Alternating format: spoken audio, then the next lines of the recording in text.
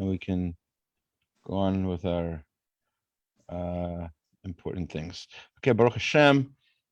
Welcome everybody to the class on Jewish life cycles. Today's class is on Kriya and Kevura, what we think of as the funeral procession or process, or the steps that make up a Jewish funeral.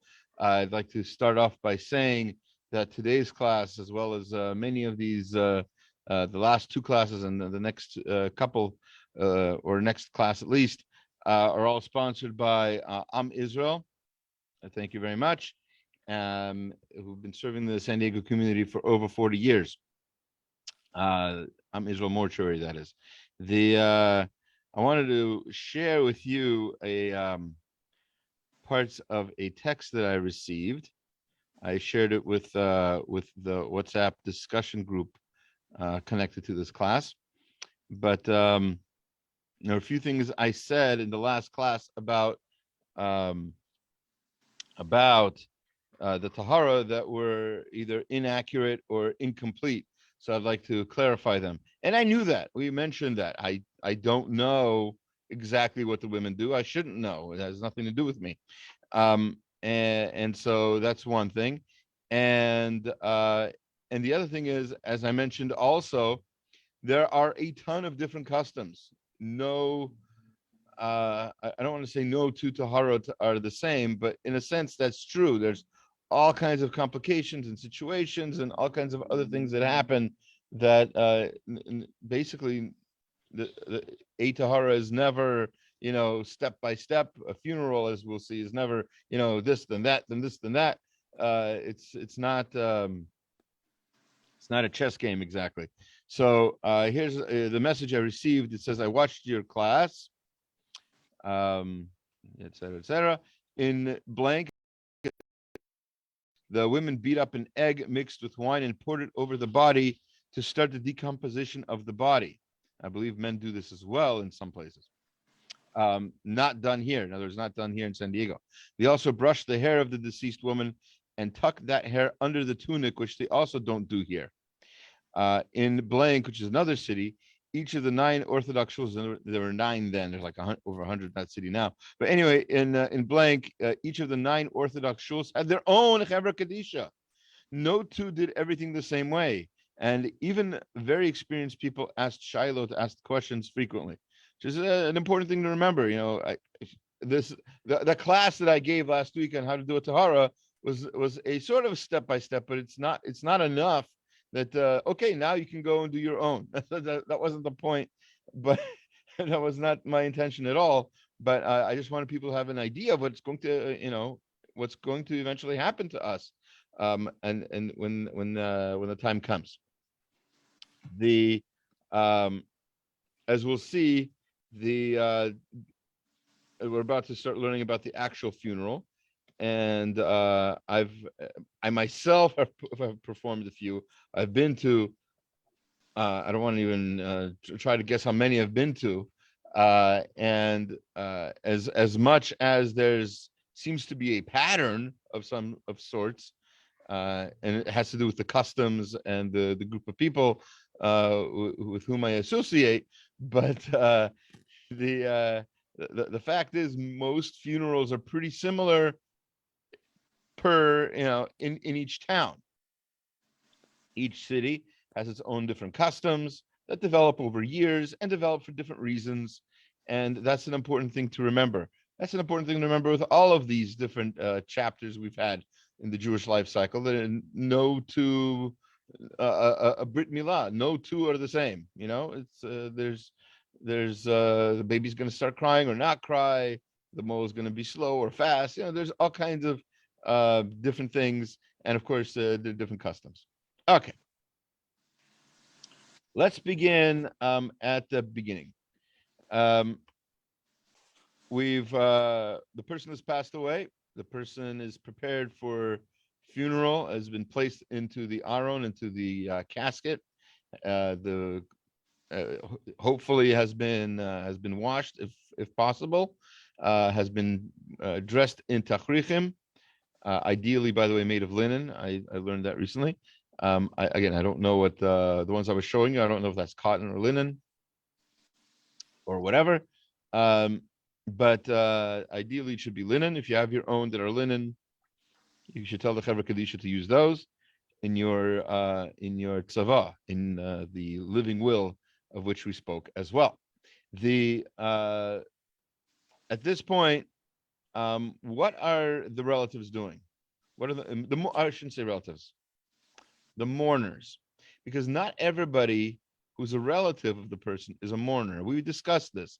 Mourners are the categories of mourners are few, and nobody else is a mourner. The mourner is the the son or daughter, the child of the deceased, the sibling of the deceased, brother, sister, the spouse of the deceased, uh, or in the unfortunate circumstance when the parent outlives the child, the parents of the deceased, your mother and father.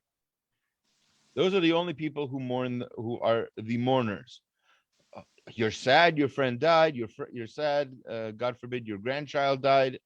You can be sad, but you're not a mourner halachically. Okay, so that's an important thing. And so only a mourner has to do these things. Whether you can or not is a very, very difficult issue to discuss. I want to say Kaddish, that sort of thing. The A lot of that has to do with not knowing what that thing does. We'll get to, God willing, in the next class what Kaddish, not next class, not next week, but after Shavuot, we'll get to a class where we'll discuss what Kaddish actually does. And you might surprise some of you, it doesn't do what you think it does. It's not a calming of the spirit or something like that, or a way to remember somebody. That's not what that is. Okay, we get it. Okay, the Kriya is the next thing that the mourners do. So overnight, assuming that the person's going to be buried the next day, as often happens, overnight, the dead has had a shomer, or right, it's some sort of guard for physical and spiritual reasons, and is now prepared to be taken to the cemetery, usually in a hearse and all that, usually by the mortuary. Very nice. The mourners themselves, unless they're actually performing the shmira themselves, which is very commendable, and more people should be involved in that mitzvah. Not to take any business away from anybody, but that's it's really the mitzvah of the family to do that. If somebody can, of course. The other mourners are preparing for the funeral. And how do they prepare? Most likely they're writing their eulogy. We'll discuss what a eulogy should and should not be today, God willing. And hopefully they're not supposed to be doing any of the positive mitzvot, right? They're not supposed to say brachot. They're not supposed to daven. They're not supposed to do any of the what are called positive mitzvot. We talked about that. That's the stage of aninut. So that's the stage they're in at that point. They're what's called an onen. We learned that from actually a lot of these laws we learn from Aaron HaKohen when his sons died in Parshat Shmini. Okay, they get to the cemetery, and that's when possibly you would perhaps do the mitzvah of Kriya. Now, a lot of the things that we do at cemeteries, here in San Diego, are actually a combination of things. So kind of like lahavdil, kind of like the wedding isn't just a one ceremony. It's the chuppah, and it's the signing of the ketubah. There's erusin, there's nisuin, there's different stages of the wedding that used to be in different places and at different times in years gone by, and have now, because of maybe for practical reasons or whatever, they've been all combined into one thing. Same same idea here with regard to the funeral. A lot of the things we see at a funeral are actually, or used to be, and in some places still are, done at different places and at different times. I'll explain.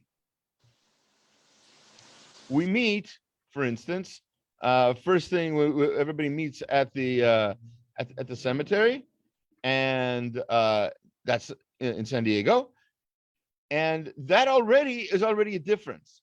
There are times, and I remember once in San Diego there was an exception to this, when I believe it was when Mr. Aladaro passed away, that the original meeting, the first meeting of everybody, was actually at the shul, at the synagogue, at Beth Jacob at the time, right? So people met at Beth Jacob, and the body was there, and people eulogized him right there in the shul. He was a tremendous supporter of the shul. He was one of the reasons that their building is where it is, what it is, and everything else. He was a great supporter of Torah and Judaism in the San Diego area, and so he was eulogized at the shul before going to the cemetery. Now, this happens, by the way, more often than you think. That sort of thing happens when in bigger cities. They do it here. Where's here? New York? New York. Yeah. Yeah. Like New York. all of the funerals are usually like first at a show and then Right. Exactly. Almost, I was pointing out exactly the same thing. Exactly right. In many big cities, the original meeting where everybody gets together and give eulogies and say Tehillim and all that, most of that happens indoors in the shul with the body of the deceased right there in the shul. And it's we saw the same thing, by the way, for those of you who a little over quite a bit over a year ago now, maybe almost a year and a half ago, when Jules Kriegsman passed away, his body was flown to Israel, and in Israel, at like a shul type thing, his body was put down to the ground, and people spoke there. And after the speeches, and of course a lot of the speeches were on Zoom, whatever, and then after that, the body was taken directly to the cemetery. I think, if I'm not mistaken, I think that little chapel, let's call it, where those speeches were made, that chapel is pretty much attached to the cemetery, which is a convenient thing to do. All right. So, but the idea is to eulogize and all of that, not there at the actual Kevura. We, for convenience sake, or for custom, or for lack of resources, I don't know why the custom developed the way they did here in San Diego, but the custom is that everything happens there. Everything happens right there at the Kevura, at the actual burial. There's pluses and minuses to that. I'll speak, if I may speak candidly for a moment, as a rabbi or somebody who's led a funeral. One of the things that bothers me very, very much about funerals in our town is that a lot of people, during the actual burial, a lot of people start chatting then, schmoozing. How have you been? Haven't seen you in a long time. The actual mitzvah of burial is happening now. That's all we should be thinking about. Getting dirt and rocks and everything else on top of the aron is the only concern that people should have. And very often I find that it's very distasteful. I've seen people making Shabbat invitations, right there. We're not done. We're in the middle of a mitzvah here. Would you do this in the middle of searching for chametz? We just stop everything and invite somebody for Shabbat. You're in the middle of a mitzvah, so you definitely wouldn't do that, I hope, in the middle of a Brit Milah. The mole stops halfway and says, oh, Johnny, I haven't seen you in a while. That's not how we do things. We finish the mitzvah, then you can schmooze and everything else, maybe. We'll talk about decorum at the cemetery as well. All right, but I'm getting ahead of myself here. The first thing we need to know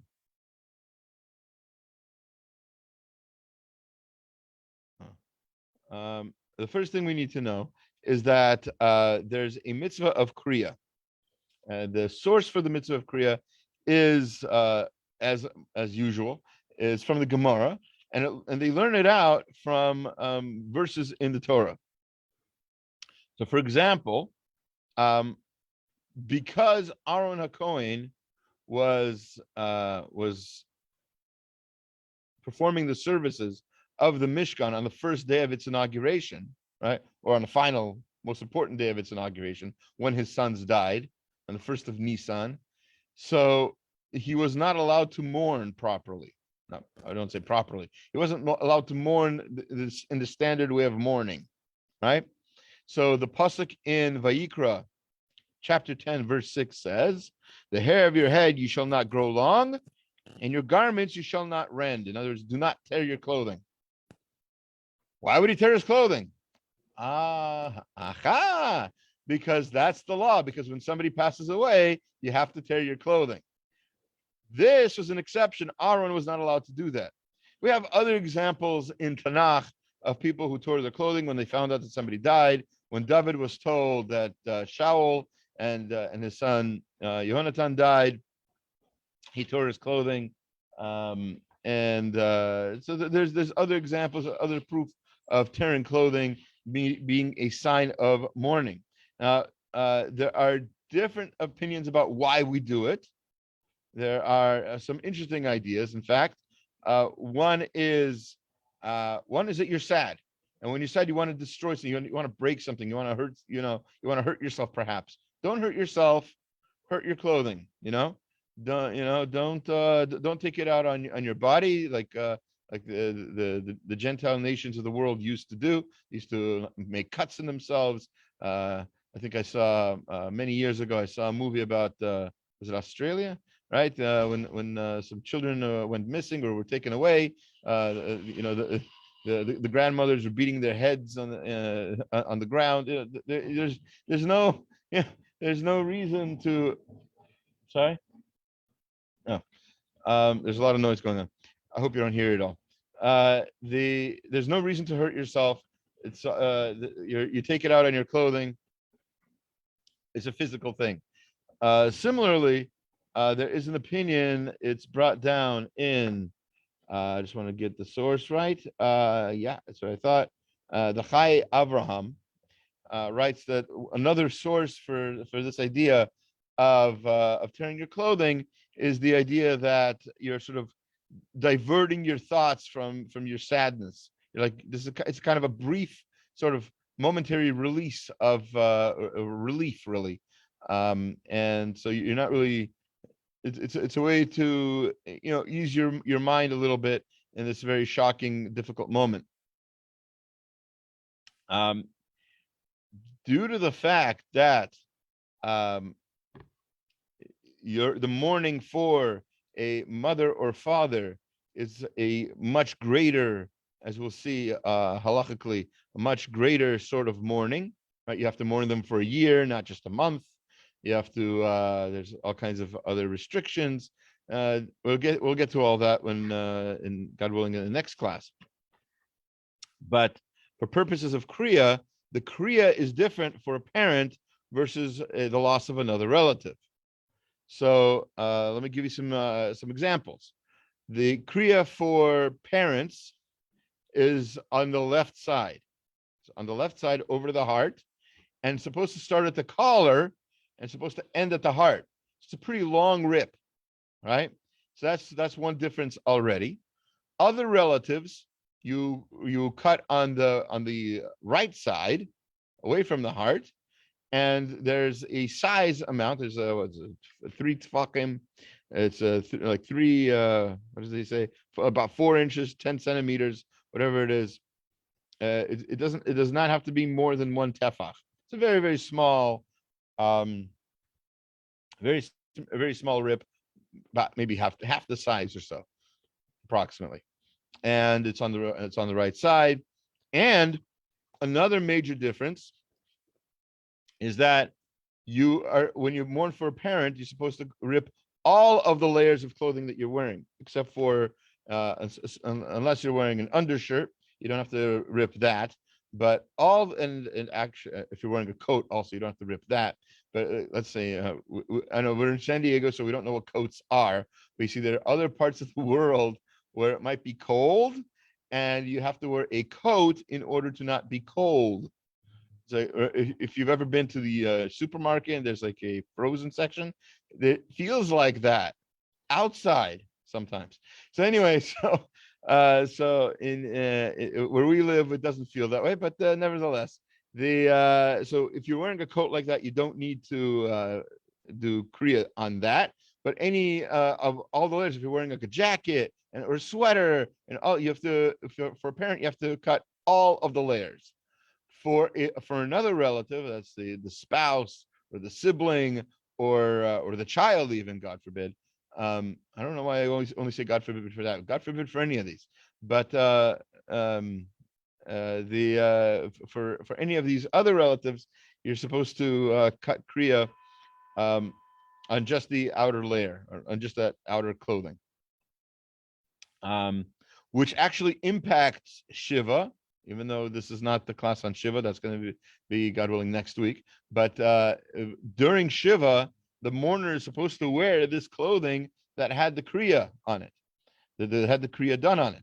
Right? That shirt that you ripped is the shirt you're supposed to wear for the entire week. One of the reasons for that is a practical reason, because if you're mourning for a parent, you have to rip Kriya on anything you put on. So let's say you need to change your shirt or whatever, you put on another shirt, you have to rip that shirt from collar all the way down to the heart. Okay, so this is a unique thing about mourning The for a whole week? parent. I'm sorry? The whole week, sorry? Yes, the whole week, the whole Shiva week. Oh. For a parent, only for a parent. And here's the part of Kriya which might have some impact on the different customs about when and where to do it. Now, in theory, again, in theory, people are supposed to tear Kriya when they hear the bad news, right? They hear the bad news. It's so sad. Yeah, you rip the clothing, right? Hulk Hogan. Okay, that's kind of the idea. Okay, but in fact, for a very interesting sort of idea, there's we don't tear Kriya until the funeral, or some Sephardic customs until right after the funeral. But either way, the idea is that you should do it in public. You should be, and in fact, somebody should help you with it. Even though in theory you can rip the clothing yourself, perhaps you should be helped somehow. At least the first initial cut or whatever should be done by somebody else, usually somebody from the Kevura Kadisha or the rabbi. Then the actual ripping has to be done by the person and has to be done standing up, by the way. And if you did it sitting down, and you could have done it standing up, assuming you don't have trouble standing, etc., then you have to do Kriya again. You have to stand up and do it. And there's a bracha to say. We'll get into that in just a moment. But where was I going? Oh yeah, because it needs to be done in public. Why does it need to be done in public? And the answer is, uniquely, we want to shame the person. We want to shame the mourner. It's very unique. We want the mourner to be a little bit embarrassed. Why exactly? I don't know all of the psychological ramifications of this, but for one of the things we want to think about, one answer that makes sense to me, is that a person needs to know that there are times that you don't have to be so dignified. You don't have to worry about what people see or think of you. Okay, you don't have to hold back. I don't want to cry because people think I'm a wuss or whatever. Listen, this is not you're not watching Old Yeller here. This is you are mourning your loved one. Let it out. Cry, man, woman, whatever you are or think you are. This is the time to let out your emotions. And so to start that process, we cut Kriya in public, more or less in public, so that the person can sort of like not have to worry so much. But they're already embarrassed. They're already wearing a shmata in public, so it's okay, and they can sort of express themselves. Okay, before the Kriya, there's a custom to say a few things. There's a saying that we say, Hashem Natan, Hashem Lakach, Hashem gave, Hashem takes away. Yehi Shem Hashem Mevorach me'atav v'ad olam. Hashem's name should be blessed from now and forever. I've never seen anybody actually say that before Kriya, but that's what the books say to say. And after that, they say the blessing. They're supposed to say Baruch Atah Hashem. They're supposed to say Hashem's name. Elokeinu Melech Haolam, Dayan Ha'emet. That phrase that you might have heard before, the true judge. Blessed is the true judge. That phrase that people sometimes type into on Facebook or whatever, and they hear somebody died, they say Baruch Dayan Emet. That's where it comes from. Okay, that's that right there. That phrase comes from that blessing that somebody says when they tear Kriya. And what are they saying? They're saying one of the most important things to say. The Mishnah tells us that we're supposed to bless Hashem for the good with the same enthusiasm, with the same love that we bless Hashem for the bad, and vice versa, obviously.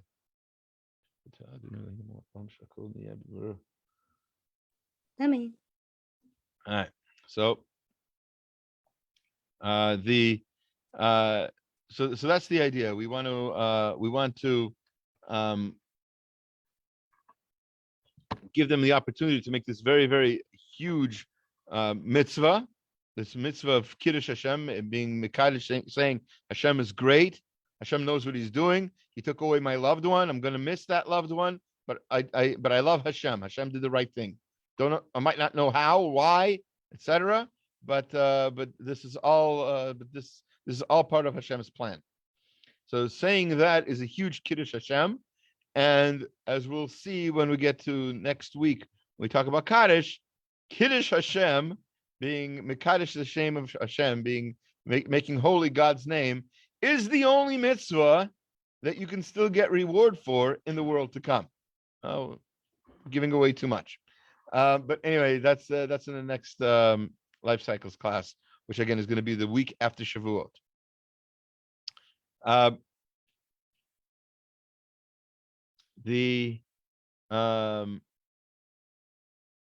That's pretty much all I had to say about Kriya. I think I mentioned, but I want to emphasize there are different Sephardic customs about when to do it, whether to do it before the funeral. I've seen, like right before. Again, it should be in public, but still, I mean, somebody's helping you out, so it's already kind of public. And some people have seen there's a Sephardic custom to do it right after the funeral. But the Ashkenazic custom that I've seen most often here, might as well mention it, is to do the Kriya right before the actual lowering of the body down into the ground.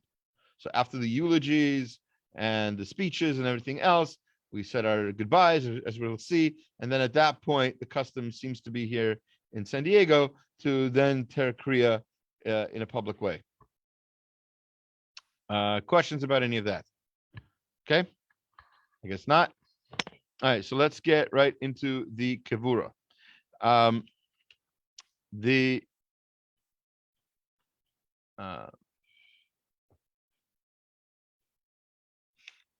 Okay. Let's assume the funeral is going to take place all at the cemetery. Okay, not like we discussed before. Those at least in our town here in San Diego, that's a unique circumstance. So we'll just get right into and really there's very few rules in terms. Well, we'll see.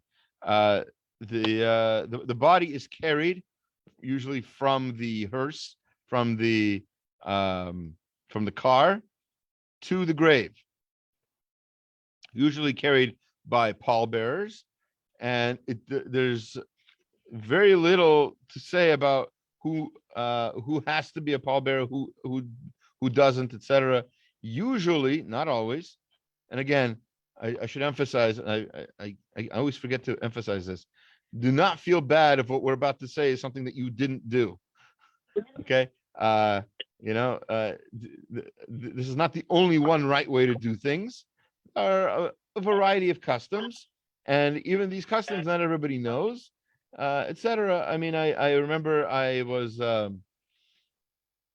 different subject. I was going over some of the rules that we've discussed before in our class about when somebody passes away, and I mentioned how there's a halacha. You're not really supposed to touch the body, move the body, kiss the body, etc.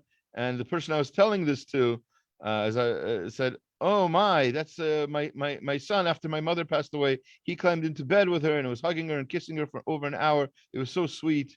Okay, well, listen, that's not as per halacha. If it gave him emotional release of some sort, okay, gesundheit hate. It's I'm not gonna judge. It's very hard to judge people when they're in an emotional state like that.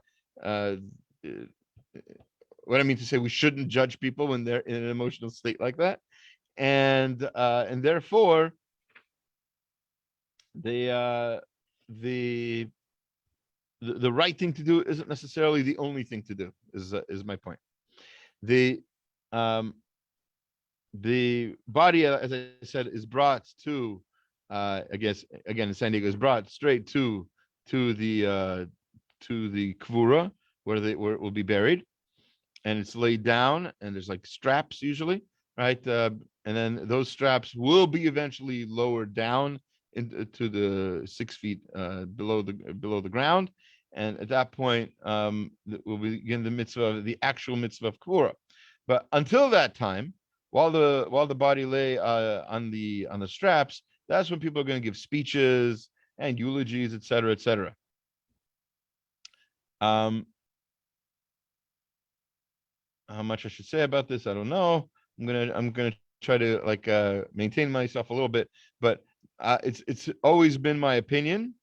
I don't know if you agree or not. It's been my opinion that for everybody's sake, especially the deceased person's sake, it's better to keep these speeches and eulogies short, very short. Long funerals, I don't think are good for anybody. And by the way, I don't mean to offend anybody who's had a long funeral, or whose relative had a long funeral. Obviously, that's not my point here. But it's considered in some ways a bizayon, a disgrace to the body of the deceased to just lay there for an hour in the heat while people are just talking. There is a time for talking. There's times for eulogies. There's a time for fundraising. I once went to a funeral where it was in the month of Elul before Rosh Hashanah, and the rabbi at the funeral blew the shofar. Not really sure what the point was. I don't know. Public blowing of the shofar in Elul. I don't know. But there's no such custom. There's as far as I know, I might be wrong. Somebody might email me later that there is such a custom. But the hesped needs to be short, sweet, to the point. The hesped needs to be. By the way, while the body's being carried, I should let's go back. Let's go back. Sorry, out of order. While the body's being carried from the car to the place where it's going to be buried, the pallbearers are supposed to stop 7 times. There's 7 stops. The rabbi is supposed to be saying Kapitel Tehillim, Yoshev B'Seiter, right? Yoshev B'Seiter, and he's supposed to stop at a certain word each time, and he's supposed to say one more word of that last pasuk each time until he gets to the 7th time when he says the entire pasuk, at which time the body is laid down onto those straps. Then everybody sits down, and then customarily there are some Tehillim to read. Usually, the first kapitel, the first chapter of Tehillim deals with how a person should live their life. Ashrei ha'ish, right? Ashrei ha'ish. Happy is the man who does not sit among scorners, jokesters, and takes life seriously, learns Torah night and day, etc., etc. So that's the first kapitel in Tehillim, and that's a good thing to say about somebody who actually lived like that. Might be a little bit ironic or sarcastic if that's not the case. In which case, perhaps it's not such a good thing to say for them. I don't know. For women, the custom is to say Eshet Chayil, say or sing. There are different customs. There's I've been to funerals where there was singing. I've been to funerals where there wasn't. In ancient times, the Gemara mentions that they used to hire women to just come to funerals to cry. They were called criers, and that was their job, just to weep. They didn't know the person, they didn't care about the person. They might not have even been Jewish, but they were, as you might have seen in Muslim funerals and or whatever. That's that custom that I think that has been maintained in the Middle East to some degree. That is mentioned in the Talmud as something to do, and there's a reason for it, right? When you hear other people crying, it makes it easier for you to cry. Those of you who grew up on television in the 70s, 80s, or even probably earlier, there's a laugh track. When you hear the audience laughing, ha ha ha, whatever. So it inspires you to perhaps also laugh at that joke, even for the bad jokes. And then you ask yourself, why am I laughing? It's not even funny. Anyway, it's the same voices I hear laughing all the time. Ha ha ha. So the same thing would be for a funeral. People were hired to come and cry in order to inspire others to cry. That's a very good thing to do at a funeral, to inspire the mourner to sort of release their emotion, to sort of let it out. Remember, it's worth remembering, because I always bring this up about funerals in the other classes, and that is that there are several different groups of people who are benefited from the ceremony, from the funeral. One is the actual mate, the person who passed away. There's something to be said for the idea of honoring the person. That person's lasting memory could somehow be imprinted onto the community. People can behave in the same way as he or she behaved, and sort of fix things that need fixing. Also, the funeral is for the mourners.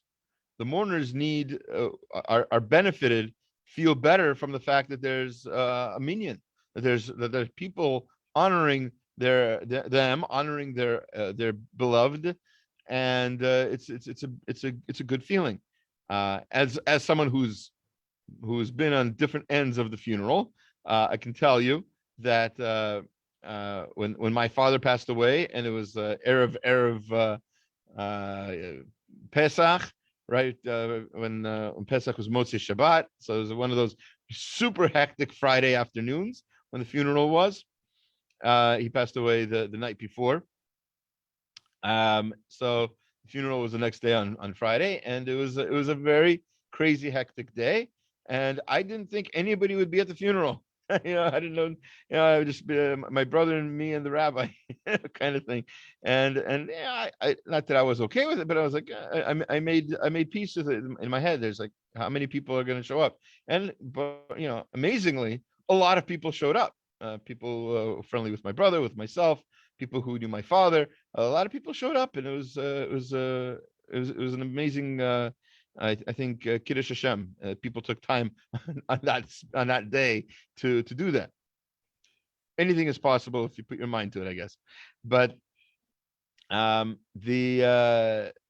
hesped is the next mitzvah, next part of the mitzvah. And as I said before, sometimes these hespedim, these eulogies, are given elsewhere, but in San Diego they're all given here at the cemetery. And the hesped is a speech, and it has to be true. You're not allowed to exaggerate, and you're not allowed to lie. Okay, if the person was, I don't know, never opened up a book in his life, you're not supposed to say the person is such a learned Talmud Chacham. You don't say that about a person who never opened up a book, or who didn't go to classes. You say that about somebody who goes to classes, somebody participates, speaks. The people here at the class right now, you're here, right? So yeah, so after 120 years, people should say about us that we learn Torah, right? That's fine. but to say, oh, he was such a Baal Chesed. She gave so much tzedakah. Her house was always open. People are going to look at each other and say, are we talking about the same person? Are we at the right funeral? This person? I've never been invited to this person's house. I don't even know what her cholent tastes like. Yeah, that's you don't want to exaggerate. You don't want to lie. It's very important that the eulogy be besides brief, it should also be true. I've been to I don't want to embarrass anybody, but I've been to funerals where part of the eulogy was something embarrassing, partially inappropriate or whatever, not a tzniut story or something, or somebody my mother is who I learned the F word from, or something. That's not something you want to say at a funeral. It's cool that your mother was down to earth and everything, okay, and she was with it, but that's not something you want to. That's not a praise, right? The eulogy is a place, is a time to praise somebody. That is the place to that's the eulogy. The hesped is the time to give all those praises that the person would not have felt comfortable being praised with in life, in theory, unless they were very proud of themselves, which is probably not something to say in the eulogy, right? The famous story about Rav Moshe Feinstein, that he was asked to speak, as he often was, as a dignitary at some function, at a dinner or whatever. So somebody overheard him in another room before he spoke. They overheard him saying to himself, "They're going to say you're a Talmud." In introductions, they're going to say, "I'm a Talmud Chacham." I'm not a Talmud Chacham. I don't I don't even know the fingernails worth as much as my Rebbe knew, right? They're gonna say that I'm such a Baal Chesed. I'm not kind. I wasn't nice to this person or that person. They're gonna say this. In other words, he prepared himself for the praises he was going to hear by shooting them all down first. So when they would say that, he wouldn't be, he wouldn't be, oh yeah, that's me. I'm Moshe Feinstein. That's not the kind of that's the kind of tzidkut. That's the kind of greatness that we should aspire to. So all of those kinds of praises would not be appropriate in life. By the way, it says you should never give the full praise of somebody in their lifetime before them, right? That means you should save that for the eulogy. And I've heard people actually say that after they've been introduced and praised, they say you should have saved that for my eulogy, right?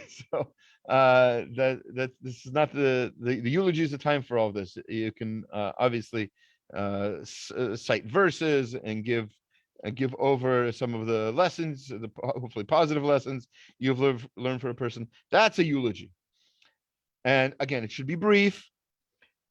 And if possible, it should be as few as possible. I'm just going to leave it at that. Yeah.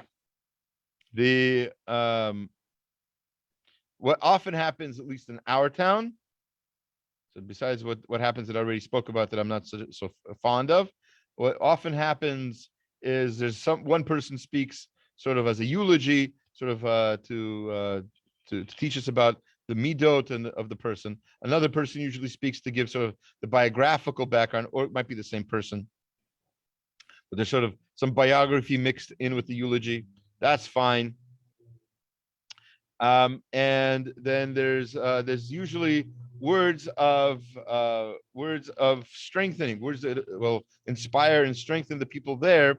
That's usually the rabbi's speech.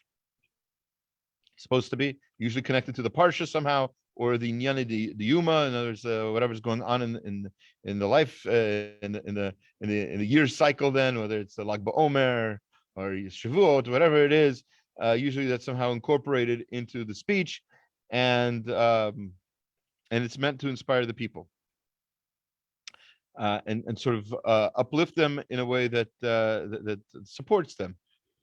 So that's the eulogy. And at that point, usually here in San Diego, what usually happens after the eulogies is when we lower the body. Right before we lower the body, we remind people that this is the last opportunity you have to ask forgiveness from the person for anything you might have done in his or her lifetime to embarrass them, or anything you feel bad about. You're supposed to ask for forgiveness now, and obviously not out loud for anybody else to hear. That's not the point. Only they hear. And by the way, we believe one of the core beliefs, one of the reasons for many of our ceremonies that I've mentioned before, is the belief that the body is still attached to the soul somehow until the actual kavura, which is what bothers me. Now you want to make that kavura happen as soon as possible, to let the soul go and let it get to its next stage, which is what we'll be talking about, God willing, in the next class. But all of that needs to happen, and then the body is lowered. Nowadays, for some reason, quite recently, I don't know why they weren't doing it before, but quite recently they've allowed the rabbi to turn the key or whatever that allows the straps to start going down, which is again a mitzvah for Jewish people to do. Now we bury our own. Let's talk about the actual burial. Yeah, we bury our own. It's a mitzvah. It's not just a symbol. You're not just, I mean, unless there are a lot of people there who are all interested in doing the mitzvah, you shouldn't just do like 3 scoops. This isn't like just symbolic. You want to be there. You want to participate in the mitzvah. Good. Go do the mitzvah. Don't just stand there with the shovel. This is the time to actually do the mitzvah. And see, I can say this now. I wouldn't be able to say this at a funeral. But now in this environment, I feel I can speak candidly about how to do this right. There are ways to do it right and ways to do it wrong. The Ashkenazi custom is to first take the shovel upside down. The first 3 shovelfuls are upside down, very awkward, and it's supposed to be. It's supposed to be sort of inefficient, and the point is we're sort of symbolically saying we're not looking forward to doing this mitzvah. But then you turn the shovel around the right way, you hold it strong, and you actually shovel dirt into the grave. You do it right, as you would if you were digging a hole or anything else, or covering up a hole in your backyard. You're working, so work. Okay. There is. I've found many people have often asked me if women are allowed to do this. The answer is they're allowed, but as long as they're decent and not and their dignity is in no way impinged upon. Let's say right. Uh, Again, they're doing a mitzvah. They can do it. There's nothing wrong with it. Um, that's fine, at least in our town. Um, Gentile friends and acquaintances often want to participate. That's not ideal. I don't know how you would discourage them. I've never tried to discourage them, but if you know, I guess if you know that there's going to be a Gentile there, if you can speak to them privately on your own and explain that this is a mitzvah for the Jewish people to bury their own, which is what it is. It's not racism. It's not we don't want Gentile hands on our shovels. That's not the point. The point is this is a mitzvah for us. When this other person does it, it might be a sign of respect, but it's not a mitzvah. You're taking away the mitzvah for somebody else who could have done it. So there's that. There's Tziduk Hadin, which is a whole rather long prayer about accepting God's judgment, and usually right after that is when the Kriya is torn, while other people are doing the digging, etc. There are different customs, it seems. I don't know the reason. I've asked my Chabad friends and scholars. I don't know why, but it seems like there's a Chabad custom that the family does not participate in the actual Kevura, at least in our town, where they don't put the dirt into the grave. I don't know the reason for that. It seems counterintuitive, at least for me, because the actual mitzvah of Kevura is literally on the family. Maybe they're afraid that it'll be too emotional. I don't know. At any rate, that is the custom. So when again in our town in San Diego, when the grave is completely covered with dirt, at that point, the mortuary or whoever's running the cemetery will insist on putting a sort of a cement sort of I don't know what you'd call it, a cover, yeah, a cement cover What? over the grave. It's fitted in that really it basically entombs the body inside cement because the body was placed in the ground inside cement. I don't know if you know this, but there's cement on either end of of the um, the aron of the casket, and now there's going to be cement on top as well. And what ends up happening is you basically created a tomb, and at that point, some of the rabbis in town at that point want the mourners to say Kaddish. On an ordinary funeral, most days of the week, the mourners, assuming it's children, will say the mourners Kaddish. The sons and the sons, the children of the deceased say a special kind of Kaddish. If they can't, then somebody else says it for them. There are situations where you would say a regular Kaddish. For example, in the month of Nisan, where also you're not supposed to have a eulogy at all, only just those words of chizuk, those words of inspiration, and maybe some words of biography, but nothing that's supposed to inspire the kind of crying and self-reflection that a eulogy is supposed to do. That's not done in the month of Nisan. Also, tziduk hadin is not said in the month of Nisan. Those 7 stops that I talked about for the pallbearers, that doesn't happen in the month of Nisan, and at some other times as well, including Chol Moed, Hanukkah, Purim, those sorts of things. Those are some of the times when we don't do a lot of these things. Funeral is rather simple then. Now, in the next class, we'll talk about what happens after the funeral, where people go, what people do. But I just wanted to say, in regard to the eulogy, that for those people for whom one short eulogy is not enough, they just want to hear more. They want to speak too. They have a whole speech prepared. It's going to go on for a half an hour or whatever. There's nothing wrong with that. There's a time and place for that.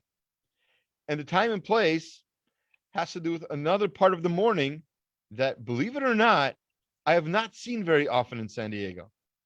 And that's called the Shloshim. The 30 days after the passing is supposed to also be commemorated somehow. There's usually, especially in certain communities, a large meal. Everybody's invited, and that's when it's a time to speak and give eulogies, et cetera, et cetera. We happen to have made a big deal about our shloshim, not because we knew so much that it's such an important thing to do, but because we couldn't give eulogies at my father's funeral because it was Erev, it was Nisan, Erev Pesach. So we couldn't give eulogies, and so we were already then told, you'll give your eulogy at the Shloshim. You'll give your speeches at the yard sites. And that is the correct thing to do, by the way. You don't have to say it all on the first day, and then everybody goes home and forgets about the person. There are ways to remember the person at certain stages of the person's death, a month later, a year later, every year on the yard site, et cetera, which we'll talk about in the next life cycles class. The funeral. So after the burial, after all of the dirt is put on the over the casket, at that point, the ground should be sort of smoothed out, and then an edge should be dug all around that casket area, so that it's clearly marked that there is a body there. This is obviously this is at a cemetery, so it should be no surprise that there are bodies there. But nevertheless, if somebody, let's say it's at the edge of the road or something like that, a Kohen should know not to go there for tumor reasons. So that's at least, and also people shouldn't walk over it and walk on it. That's some of the decorum that we expected at a cemetery, including men are supposed to tuck in their tzitzit at the cemetery. Why? Because we don't want to embarrass the dead that they can no longer do mitzvot. And that's like a very physical, very obvious mitzvah. There's probably more to it, but that has to do with that's tzitzit. Also, a cemetery is not the place, like I said before, it should not be a place to gather, to have meals, to have parties, right? You're probably not even thinking about that, but believe it or not, in certain other cultures, that's a common thing to do, to have, a gathering, a meal, a lunch in a cemetery. Picnic. It's a beautiful place. Why not, right? So that's that. It's not a place to schmooze. It's not a place to hug and kiss. I mean, obviously, if you want to comfort the mourner, that's a different story. But probably still not a place to. Kissing is probably not a very appropriate thing to do there.